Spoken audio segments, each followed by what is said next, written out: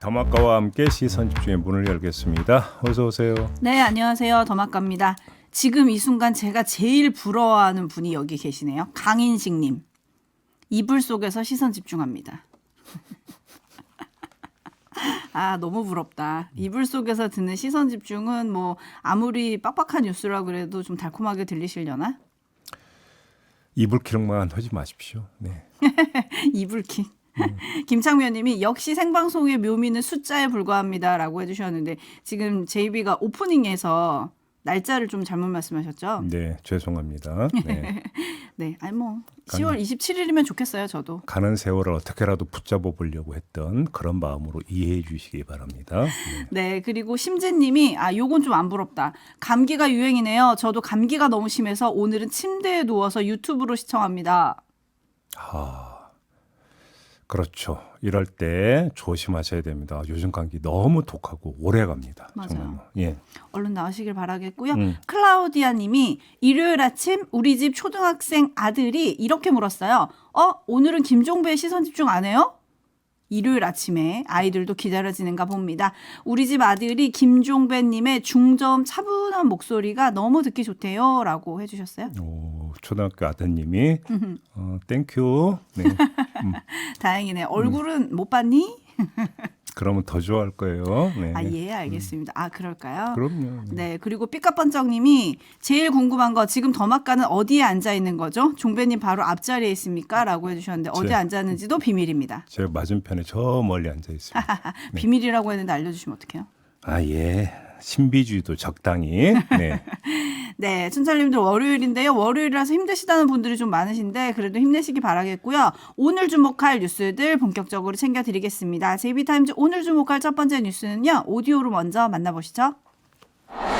1년 전 서울 이태원에서는 그저 주말 축제에 있었던 159명이 목숨을 잃었습니다. 정부는 안전에 불감했고 더 이상 같은 일이 되풀이되지 않으려면 우리는 참사를 기억해야 합니다. 일주기를 맞아 평소보다 많은 추모객들이 분향소를 찾았습니다. 이태원서부터 같이 거기서 추모식하고 또 이렇게 행진해 왔습니다만은 부끄럽죠. 어른들이 우리가 저 아이들을 저렇게 만든 게 아닌가 하는 그런 반성? 저보다 어린 친구들이 그런 일을 계속 당하는 걸 보면서 좀 제가 어른이 된 지 이제 10년도 됐으니까 조금 사회를 위해서 뭔가 해야겠다 싶은 마음이에요. 이정민 유가족협의회 운영위원장의 발언으로 시작된 이번 추모대회에는 주최 측 추산 1만 명, 경찰 측 추산 7천 명이 모였습니다. 이재명 민주당 대표를 비롯해 야당 지도부와 인요한 국민의힘 혁신위원장, 오세훈 서울시장 등 정관계 인사들도 참석했습니다. 그러나 윤석열 대통령을 비롯한 여당 지도부는 오지 않았고 준비된 좌석은 행사 내내 비어 있었습니다. 그러면 윤석열 대통령은 어디에 있었느냐? 서울 성북구 영암교회에서 참사 일주기 추도 예배에 참석을 했습니다. 이 자리에서 윤석열 대통령은 이렇게 말했는데요. 잠시 들어보시죠. 네, 오늘은 제가 살면서 가장 큰 슬픔을 가진 날입니다. 대한민국 국민 모두가 저와 같은 마음일 것입니다. 불의의 사고로 돌아가신 분들의 명복을 빕니다. 소중한 가족을 잃은 유가족 여러분께 깊은 위로의 말씀을 드립니다. 불의의 사고로 떠나신 이분들이 사랑했던 대한민국 국민의 한 사람으로서 우리에게는 더 나은 세상을 만들어야 할 책임이 있습니다. 안전한 대한민국이란 목표를 위해 앞으로도 더욱 노력할 것입니다. 네, 이 예배 후에 기자들의 질문이 쏟아졌는데요. 대통령실 관계자가 답변을 했는데 그 가운데 주목할 게 있습니다. 어떤 점인가요? 대통령실 관계자가 이렇게 말했습니다. 일단 오늘은 애도하고 다른 말은 자제하는 게 좋을 것 같다. 이렇게 이야기를 했습니다. 수많은 질문이 쏟아지니까 이렇게 피해갔는데 그런데 이 관계자는 애도의 뜻이 뭔지 제대로 모르고 지금 이런 말을 한 것 같습니다. 애도라고 하는 단어는 상실의 아픔에 정서적으로 반응하는 행동입니다. 따라서 애도를 제대로 하려면 애도의 공간과 애도의 메시지가 정확히 설정되어야 합니다. 상실이 발생한 곳 또는 상실의 아픔을 가장 크게 겪는 사람들이 있는 곳에서 애도를 하는 게 상식입니다. 그리고 상실의 아픔을 최대치로 치유할 수 있는 메시지를 내놔야 하는 것도 상식입니다. 그 장소가 어디겠습니까? 그리고 그 메시지가 뭐여야 되겠습니까? 장소는 당연히 추모대회가 열리는 곳이어야 됐을 텐데 교회로 갔습니다. 상실의 메시지, 상실의 아픔을 치유할 수 있는 메시지를 그러니까 내놔야 되는데 뭐라고 했습니까? 불의의 사고라고 했습니다. 자, 어제 이랬습니다. 자, 대통령실 관계자 이야기는 한마디로 얘기하면 희한한 겁니다. 장소와 관련해선 애도하고 추도하는 마음은 전국 세계 어디서나 똑같다고 생각한다. 서울 광장이든 성북구 교회든 애도하는 마음은 다르지 않을 것이다. 라면서 장소 불문을 강조한 반면 메시지와 관련해서는 애도와 다른 말을 분리를 한 거 아니겠습니까? 자기 편의에 따라서 애도의 예를 고무줄 삼았다. 이렇게밖에는 정리할 수가 없습니다. 네, 그리고 또 대통령은 추도사에서 유가족을 위로했지만 사과는 하지 않았죠. 그리고 참사에 대해서도 지금 제이비가 꼬집은 대로 불의의 사고라고 했습니다. 그리고 안전한 대한민국을 얘기하면서 본인을 국민의 한 사람으로서 라고 칭한 표현도 저는 좀 귀에 꽂히더라고요. 최고 책임을 져야 되는 자리에 있는 사람인데 국민의 한 사람이라고 표현했다. 이걸 지금 더먹하게 지적을 해주신 것 같습니다. 네.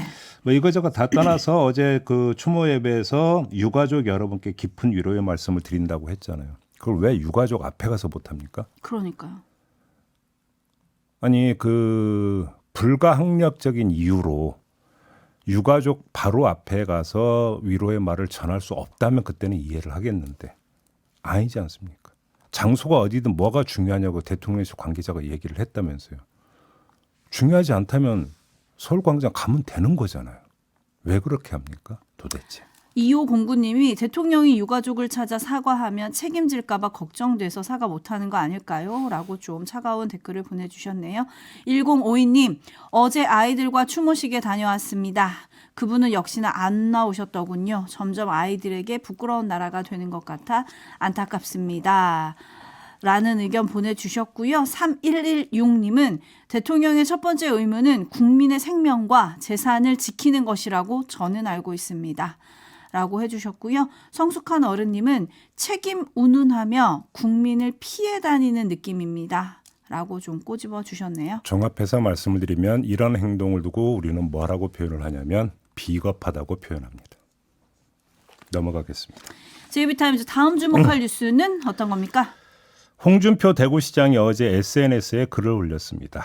혁신위원회 1호 안건이 자신을 포함한 징계자의 대사면이라는 얘기를 듣고 성질이 폭발해서 여기서 성질이 폭발했다는 것은 제가 지금 쓴 표현이 아니라 홍준표 시장이 쓴 표현을 지금 인용한 겁니다. 성질이 폭발해서 올린 글인데 이런 내용이었습니다. 음성 대역으로 녹음을 했는데요. 한 구절 들어보시죠.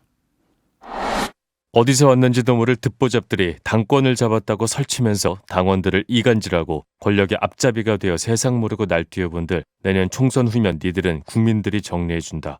총력을 다해도 이기기 힘든 총선을 앞두고 갈라치고 내치고 한 줌도 안 되는 무능한 니들끼리 무슨 큰 선거를 치르겠나. 나는 내년 총선 후 새로운 세력과 함께 다시 시작하면 된다. 혁신의 본질은 국민 신뢰를 상실한 지도부가 총사퇴하고 새 판을 짜야 했는데 고만고만한 니들끼리 이 난국 돌파가 가능하겠나. 어휴, 말이 세네요. 이 메시지를 주목한 이유는 뭔가요? 딱 한 문장 때문인데요.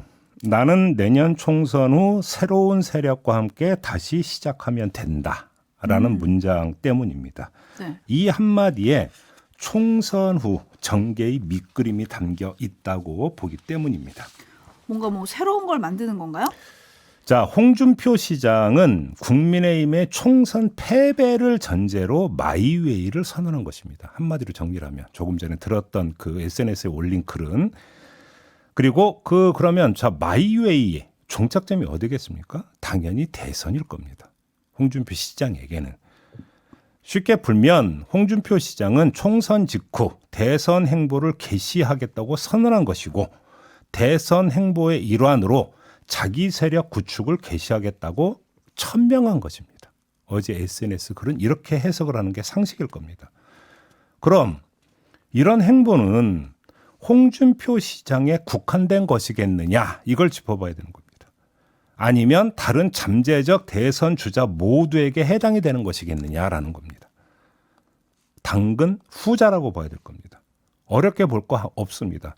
한 명의 대선 주자가 대놓고 뛰기 시작하면 싫어도 함께 뛰어야 되는 게 게임의 법칙이자 경쟁의 법칙입니다. 그래서 이런 말씀을 드리는 건데요. 만약에 다수의 대선 주자가 총선 직후에 마이웨이 행보를 대놓고 게시하면 국민의힘은 어떻게 되겠느냐. 이걸 봐야 되는 거 아니겠습니까? 그건 사실상의 공중분해라고 봐야 됩니다. 또 윤석열 정부는 어떻게 되겠습니까? 식물 정부를 넘어서 거의 왕따 정부가 될 거라는 겁니다. 한마디로 레임덕의 계시다 이렇게 되어버리면 총선에 지고 대선 주자들이 몸을 푸는 수준이 아니라 뛰기 시작하면 그 순간 레임덕이라는 겁니다. 이건 아주 이례적인 현상입니다. 지금 이야기되는 게 만약에 현실화된다면 이건 매우 이례적인 현상인 게 정부 출범 만 2년 만에 레임덕에 빠지는 정부는 지금까지 제가 본 적이 없기 때문에 이례적인 현상이다. 이런 말씀을 드리는 겁니다. 이렇기 때문에 이런 일을 막기 위한 방책은 하나밖에 없다는 거죠. 총선에서 이기는 것. 이것밖에 없는 건데 홍준표 시장은 총선에서 질 거라고 전제해놓고 지금 저렇게 썼다라는 점도 주목을 해봐야 되는 거고요. 아무튼 이렇게 정리하고 나면 홍준표 시장, 나아가 이준석 전 대표가 자신들에 대한 대사면의 발끈한 이유를 어느 정도 헤아려 볼 수도 있을 것이다. 이런 얘기로도 연결이 됩니다. 그게 무슨 이야기냐? 무슨 얘기입니까? 네. 대사면은 한마디로 이야기를 하면 충성스러운 당원으로 돌아오라라는 주문입니다. 이렇게 아량을 베푸니까 지금부터 충성을 다하라. 이게 대사면입니다. 그렇지 않습니까? 근데 본인들은 신발끈 조이고 있었는데 갑자기 신발 벗고 방으로 들어오라고 하니까 이게 반가울 리가 있겠습니까? 응? 기둥뿌리에 금 가고 있다고 생각하는 반에 방으로 들어가서 충성을 다하라. 이게 기분 좋은 이야기이겠느냐라는 겁니다. 제가 반문하는 것이. 어제 홍준표 대구시장의 SNS 글에서 읽어야 되는 것은 바로 이것이다. 이렇게 생각합니다. 네, 근데 무가금님이 홍준표 자기 세력론까지는 모르겠지만 그래도 명색이 대구시장이 총선에서 국민의힘에 큰 도움은 주지 않겠다는 거네요. 라고 좀 꼬집어 주셨는데 그러니까 일종의 역풍은 없는 겁니까? 그러면 홍준표 시장이 이렇게 나오면? 대구시장이 총선에 도움을 줄 수 있는 방법은 형식적으로는 없습니다. 지방자치단체장이 뭐 물론 그렇기는 한데 이제 이렇게 그렇죠. 계속 얘기를 하다 보면 이게 국민의힘 내에 오히려 내부 분열로 느껴지니까 오히려 포인트는 그게 아니라 대구시장직을 유지하고 있는 상태에서 딴살림 차린다라고 하는 그 형식이 뭐겠느냐. 오히려 이게 더 궁금한 거 아닙니까? 그렇긴 하죠. 외로운 늑대님이 그래서 홍준표 시장은 살아남을까요? 뭐 이렇게 좀 보내주셨고 그건 제가 조금 전에 말씀을 드린 것은 홍준표 시장의 구상을 저는 말씀을 드린 거지 홍준표 시장의 결말까지 제가 지금 말씀을 드리고 있는 건 아니다라는 점도 참고해 주시기 바랍니다. 김종희 님이 탈당, 무소속 출마, 당선, 복당 뭐 다 해보신 분이라 자신감이 뿜뿜하시네요. 네. 라고 해주셨는데요. 근데 홍준표 시장이 또 글을 막 어제 많이 올렸거든요. 예. 지금 좀 전에 음성대역으로 들은 그 글 뒤에 또 그런 얘기를 썼어요. 분수 모르고 날뛰면 황교안 시즌2가 된다. 그러니까 그 얘기가 결국 뭡니까? 황교안 시즌2라는 게 총선에서 패배하고 사라져버리는 이 행로를 지금 이야기하는 거잖아요.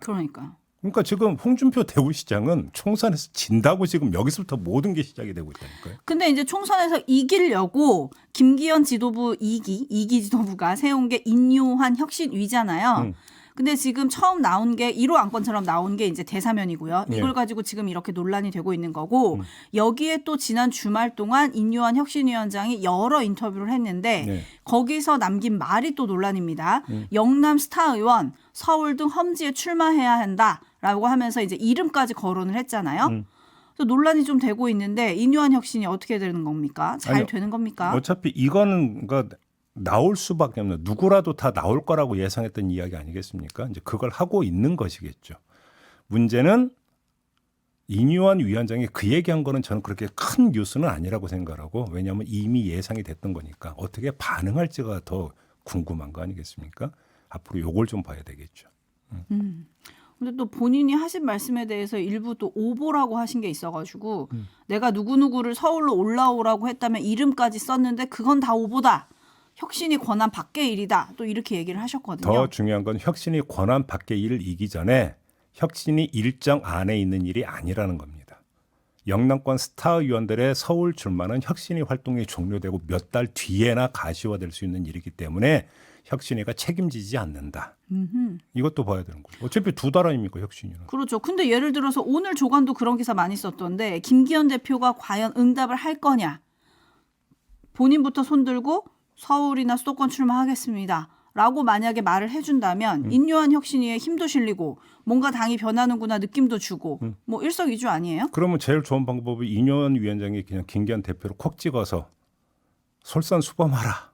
뭐 얘기하는 게 가장 좋은 방법이겠네요. 이미 이름을 언급하긴 했죠. 그렇죠. 네. 그래서 조금 전에 말씀을 드렸잖아요. 김기현 대표가 어떻게 응답할 것이냐. 그러니까요. 아무튼 지켜보겠습니다. 오늘 5.18 묘지 참배를 한다고 하는데요. 인요한 혁신위가 과연 당을 확 바꿀지 보겠습니다. JB타임즈 다음 주목할 뉴스는 어떤 건가요? 민주당의 홍영포 의원실이 공공기관 공시 사이트인 알리오를 토대로 분석한 결과를 내놨는데요. 곳곳에 검사 출신이 포진해 있다. 이런 내용이었습니다. 용산과 정부의 검사 출신 다수가 포진해 있다는 거 다 아는 사실인데 근데 그 범위가 여기로 한정이 되는 게 아니라는 건데요. 지금부터 나열해 드리겠습니다. 국립암센터 비상임감사, 서울대병원 상임감사, 예금보험공사 상임감사, 한국가스공사 상임감사, 한국관광공사 상임감사, 한국기상산업기술원 비상임이사, 한국남부발전 비상임감사, 한국마사회 상임이사, 한국보건사회진흥원 비상임감사, 한국산업은행 비상임이사, 한국수자원 조사기술원 비상임감사, 한국식품안전관리인증원 비상임감사, 한국원자력안전기술원 비상임이사. 아, 숨차. 모두 검사 출신이었다고 합니다. 와. 이것만이 아니라 민간 기업에도 수두룩했다고 하는데요. LG, NH투자증권, HL만도, 교보생명, 두나무, 롯데캐피털, 삼성 SDS, 삼성전자, 삼성카드, 셀트리온, 신세계건설, 오리온, 이마트, 이수화학, 쿠팡, 포스코홀딩스, 한진, 하나솔루션, 현대오일뱅크, 현대캐피탈, 호텔신라, 효상중공업 등에서 사회이사나 감사나 상무 등으로 검찰 출신을 영입을 했다고 합니다. 와. 아니 감사나 이사 자리가 이렇게 많다는 것도 놀랍긴 한데 이 모든 곳에 검찰이 갔다. 대단하네요. 비판은 이렇게 나오고 있습니다. 아무리 그래도 그렇지 검사 업무와 연관성이 떨어지는 곳에까지 검사가 포진해 있는 건 너무 심한 거 아니냐 이런 비판이 나오던데요. 하지만 아닙니다. 왜냐? 검사는 전방위 전문가이기 때문입니다. 윤석열 대통령이 대선 과정에서 수사를 많이 해봐서 검사는 경제 전문가라고 밝힌 바가 있었습니다. 그리고 정책위 의장을 했던 박대출 국민의힘 의원은 이런 말을 했었습니다. 윤석열 대통령은 수십 년 동안 검사 생활을 하면서 입시 비리 사건을 수도 없이 다뤄봤고 특히 조국 일가의 대입 부정 사건을 수사 지휘하는 등 대입 제도를 누구보다 해박한 전문가다라고 주장한 바도 있습니다. 그래서 전방위 수사를 했기 때문에 어떤 사람들이냐 전방위 전문가에 해당이 된다. 이런 주장이니까 검사 업무와 상관없다는 얘기는 하지 말라. 이런 얘기를 제가 드려야 될 것 같고요. 포인트는 다른 거겠죠. 저렇게 수많은 전직 검사들이 곳곳에 진출하고 있는데 정치권은 어떻게 되겠느냐. 돈 되는 다른 곳으로 너무 많이 가가지고 총선 출마자는 적을까. 아니면 전방위 전문가로서 종합예술 영역인 정치에 더 어울린다고 생각해서 몰려들까. 이게 앞으로의 관전 포인트가 될 것이다. 이런 말씀까지 드리겠습니다. 참고로 지난 6월에 김기현 대표는 이런 말을 했습니다. 검사 공천하지 않겠냐, 검사공화국 되지 않겠냐 하시는데 천만의 말씀입니다. 시스템 공천으로 총선 압승하겠습니다. 김태우 후보도 시스템 공천에 따라서 경선 거쳐서 후보가 되셨던 분이었죠. 네, 8672님, 이것은 검찰의 국유화인가요? 검찰의 사유화인가요? 지금은 검찰 시대인가요? 라고 물어주셨네요. 직업 선택의 자유겠죠. 네, 마무리하겠습니다. 더마카 수고하셨어요. 고맙습니다.